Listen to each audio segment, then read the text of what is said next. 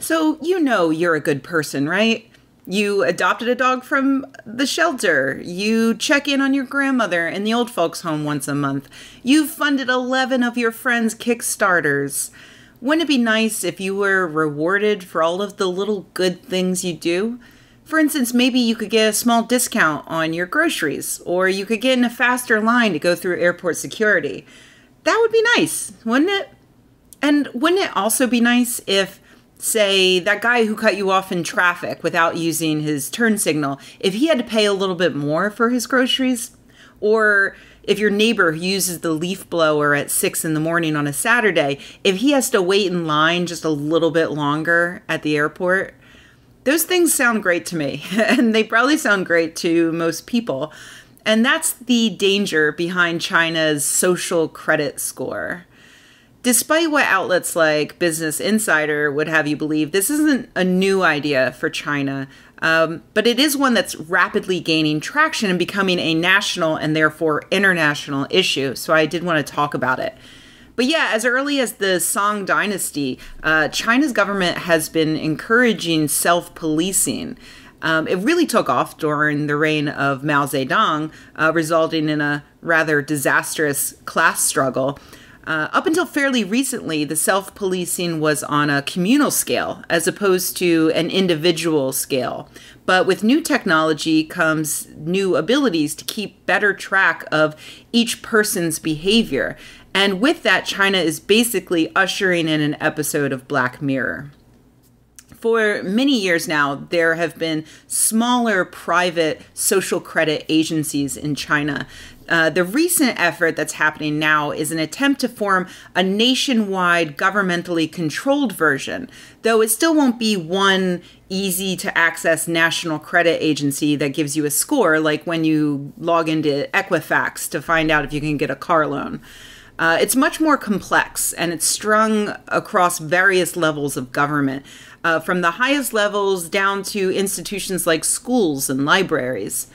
Because of that spread, you can gain or lose points for really bizarre things.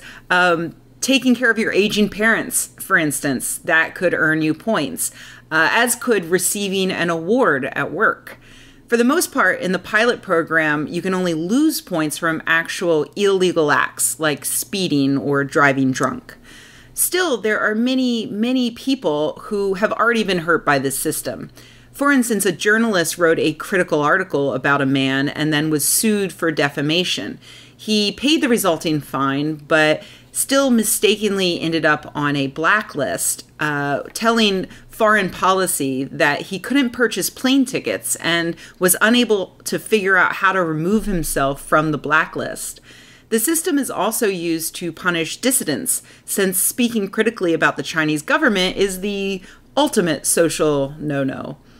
Having poor social credit can make your life pretty difficult in a number of weird ways, like by slowing down your internet, rejecting you from the top schools, and even making your dating profile harder to find.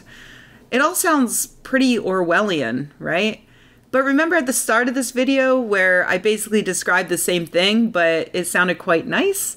That's the trouble. In at least one major Chinese city, the new refined social credit system is being taken for a test drive, and it's getting high marks from citizens who are enjoying things like people suddenly stopping their cars at crosswalks to let pedestrians pass, whereas before they would just run them over. And it's one of those things that people who aren't well read in dystopian fiction might not realize about dystopias. They don't necessarily just happen because there's a zombie virus outbreak or a meteor that wipes out half of humanity. They don't happen because one day an evil dictator just suddenly seizes power against the will of the people, but then everybody just goes along with it. Dystopias happen because people want them to happen, because they benefit certain people in certain ways. They happen because a lot of people want to give up a little liberty to get a little safety. They want a president who seems like he'd be a fun guy to have a beer with. They want a president who tells it like it is. And they want people to be nice. They want cars to use their turn signals and stop for pedestrians. They want people to take care of their aging parents and to do heroic acts.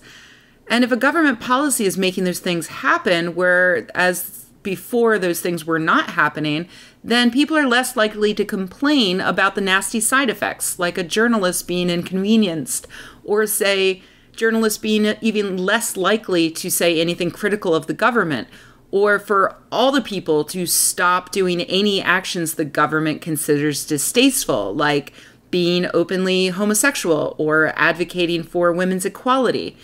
And just like that, slowly but surely, we gently ease into the dystopia.